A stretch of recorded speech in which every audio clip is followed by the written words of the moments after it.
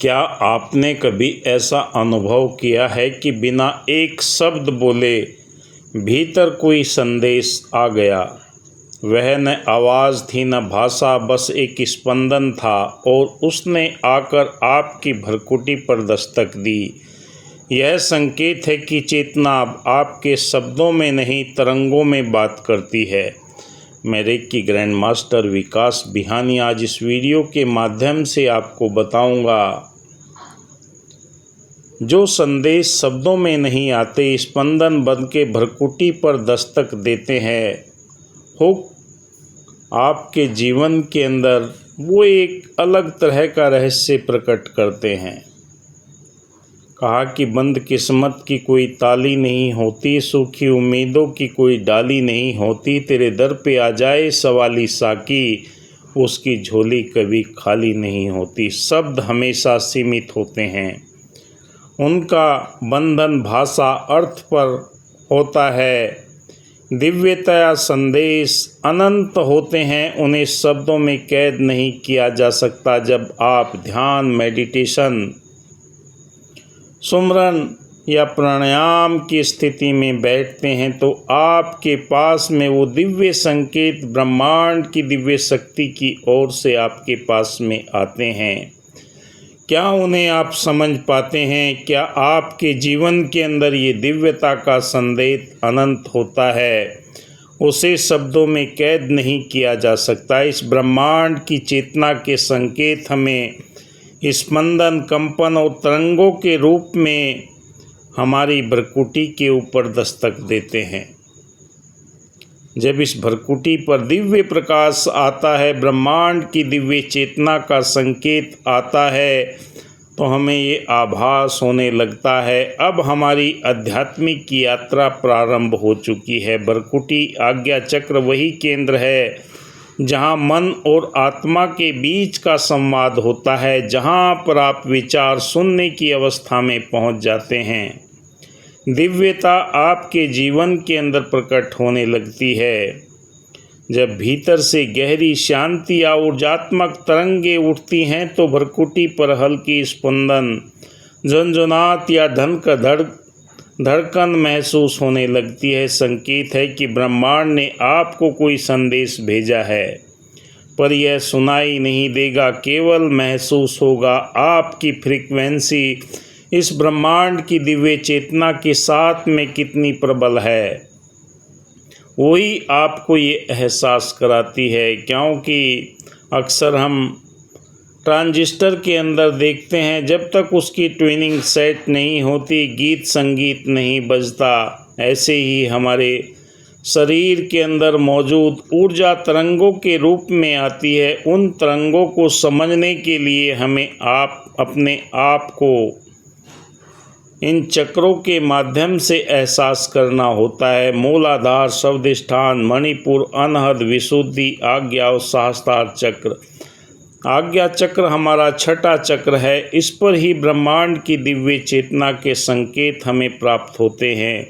जो हम ध्यान की गहराई में उतरते हैं, ब्रह्मांड की दिव्य चेतना के संकेत हमारे भ्रुकुटी के ऊपर आते हैं। कितना हम समझ पाते हैं, कितना अपने आप को इसके साथ में जोड़ पाते हैं।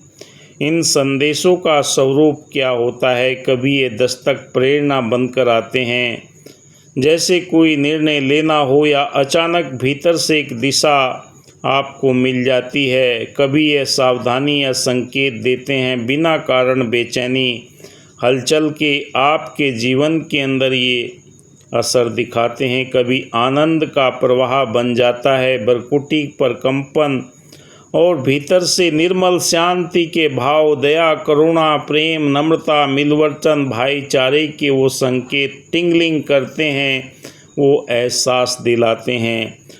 और कई बार ये ईश्वरीय आह्वान होता है, ध्यान और गहरा करने के लिए निमंत्रण होता है। क्योंकि ऊर्जा हमारे शरीर के अंदर इन चक्रों के माध्यम से ही प्रकट होती है। कोई हमें इसे समझने का तरीका हमारा क्या होता है, इसे पकड़ने के लिए मन को शांत करना होता है। साक्षी भाव बनकर जब आप ब्रह्मांड के दिव्य संकेत को समझते हैं तो आपके जीवन के अंदर एक ऐसी उच्च चेतना का उभार प्रकट होता है जिससे आप इन स्पंदनों को पकड़ सकते हैं। ध्यान में जब भ्रकुटी पर कंपन हो तो तुरंत सवाल मत पूछिए, बस साक्षी बनकर बैठ जाइए, क्योंकि भ्रकुटी के ऊपर वो संकेत तरंगों के रूप में आते हैं।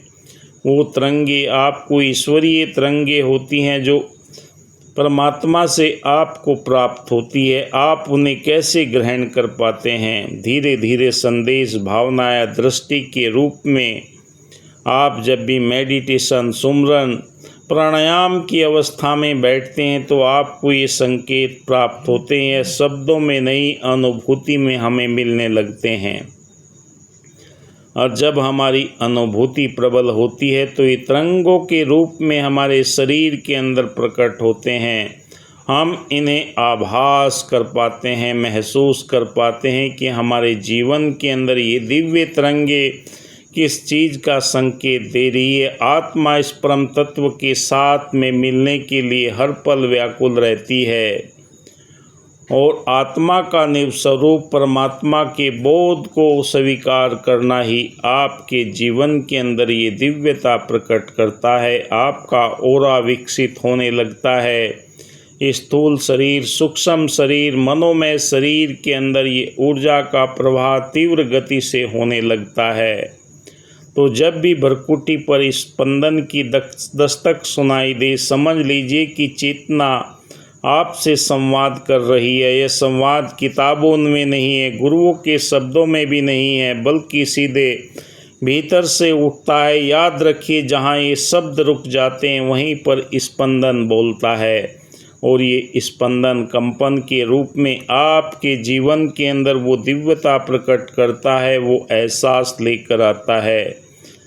जब ये एहसास आपके जीवन के अंदर होने लगता है तो आपकी चेतना इस परम सत्ता के साथ में जोड़ने के लिए व्याकुल रहती है। यथा पिंडे तथा ब्रह्मंडे, शरीर रूपी पिंड के अंदर 5 तत्व मौजूद है। क्षति, जल, पावक, गगन, समीरा। छठी इसके अंदर आत्मा है। जब आप साक्षी भाव होकर, शांत चित होकर इस परम पिता परमात्मा की दिव्य शक्ति का एहसास करते हैं तो आपके अंतःकरण के अंदर एक दिव्यता प्रकट होती है जो ब्रह्मांड की दिव्य चेतना के साथ में मिलकर आपके स्थूल शरीर, सूक्ष्म शरीर और मनोमय शरीर के अंदर बदलाव करने लगती है।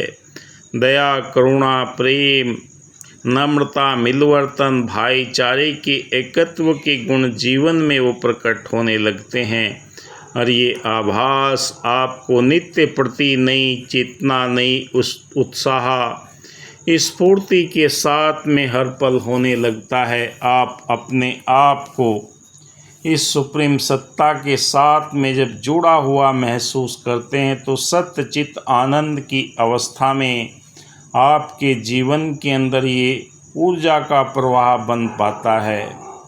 मोह को कहाँ ढूंढे बंदे, मैं तो तेरे पास हूँ, कबीर जी की पंक्ति वो एहसास कराती है कि इंसान इधर उधर ढूंढता है जबकि परम सत्य उसके अंतःकरण के अंदर ही मौजूद है।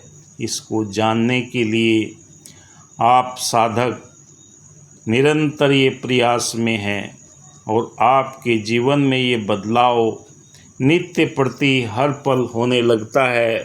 इस बदलाव को आप एहसास के रूप में देखते हैं जब ये ऊर्जा तरंगे आपके अंतःकरण में प्रकट होती है। आप देख रहे हैं मेरा यूट्यूब चैनल विकास बिहानिया। वीडियो अच्छा लगे तो लाइक कीजिए, शेयर कीजिए।